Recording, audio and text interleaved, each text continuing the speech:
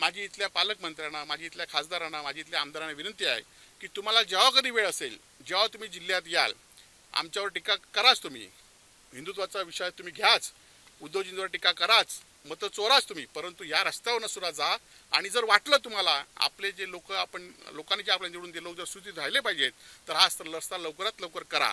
बैलगाडीचा वापर केलाय नाही, खरं तर या रस्त्यावर जाण्याची कुठल्याही फक्त आमदारांची आणि खासदारांच्या मोठ्या गाड्या असतात, त्यामुळे त्यांच्या गाड्या जाऊ शकतात, सर्वसामान्य लोकांच्या गाड्या जाऊ शकत नाहीत. म्हणून दुर्दैवाने या बैलगाड्याची आम्हाला आधार घ्यावा लागला.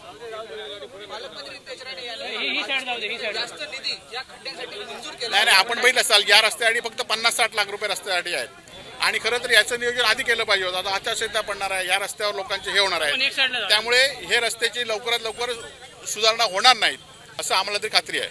जिल्ह्यातील खड्डे जे आहेत ते लवकरात लवकर बुजवणार असं देखील पालकमंत्री. हो, आता हा महिना कुठला आहे, टेंडर प्रोसिजर नाही, त्याला निधी नाहीत आणि त्यामुळे रस्ते कसे काय बुजणार.